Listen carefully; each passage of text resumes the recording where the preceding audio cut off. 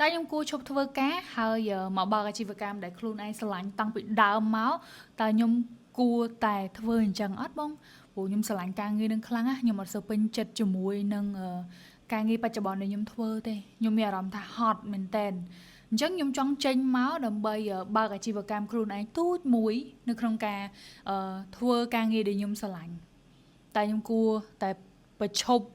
ធ្វើការភ្លាមឬមួយក៏មិនទៅបងបើសិនជាបងសួរយោបល់ពីខាងខ្ញុំផ្ទាល់ហ្មងគឺអត់ណែនាំដាច់ខាតហ្មងអត់ណែនាំដាច់ខាតឲ្យបងឈប់ធ្វើការគឺជំហានដំបូងបំផុតបងត្រូវតែប្រឡូកនៅលើវិស័យដែលបងស្រឡាញ់នឹងសិនឧទាហរណ៍ថាបងចង់លក់អីគេបងចង់លក់ខោអាវអញ្ចឹងបងត្រូវសាង branding ខ្លួនឯងឲ្យគេស្គាល់បងចូលចិត្តថតបង្ហាញប្រាប់ពីខោអាវពីផលិតផលណែនាំគេឲ្យទិញនៅណាល្អទិញនៅណាល្អកណាត់មិនធ្វើមិននិយាយទៅគឺធ្វើមិនក៏បានដែរឲ្យតែគេស្គាល់ពីបងកាន់តែច្រើនហើយគេសួរថាបងមានលក់អត់បងមានលក់អត់បងខ្ញុំចង់បានណាបងខ្ញុំចង់បានណាបងមានលក់ហ៎បងជួយណែនាំខ្ញុំតិចមកថារូបខ្ញុំអញ្ចឹងរៀងខ្ញុំអញ្ចឹងខ្ញុំគួរស្លៀកពាក់មិនធ្វើមិនអានេះខ្ញុំឧទាហរណ៍ជាក់ស្ដែងហ្មងណាបើសិនជាគេសួរបងអញ្ចឹងហើយចាំបងទៅទិញផលិតផលហ្នឹងយកមក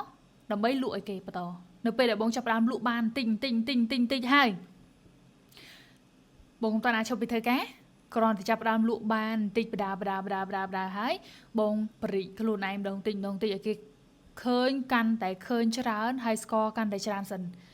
ហើយនៅថ្ងៃណាមួយដែលបងលក់ផលិតផលហ្នឹងឧទាហរណ៍ថាបងលក់កៅអៅហ្នឹង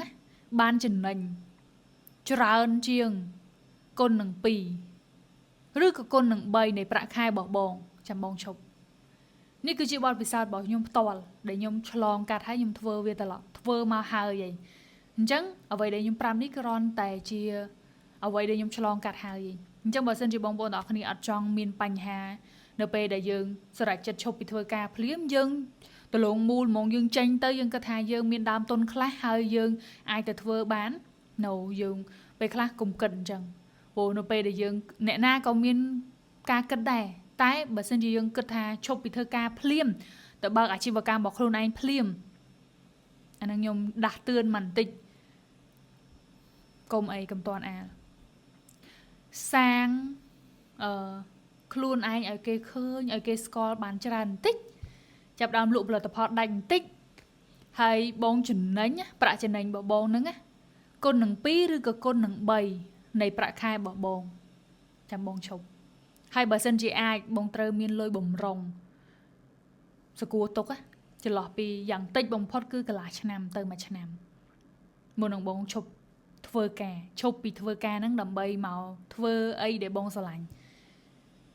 និយាយទៅគឺយើងមានតែប៉ុណ្្នឹងបើសិនជាបងមានចម្ងល់ចង់សាកសួរបន្ថែមបងចង់ដឹងអីពាក់ព័ន្ធនឹងការរកចំណូលបន្ថែមការគ្រប់គ្រង page ការ boost page ការលក់ online បងមានចម្ងល់អីចង់សាកសួរអាចសួរបាននៅក្នុង comment យើងនឹងឆ្លើយបងនៅក្នុងវីដេអូបន្តអរគុណ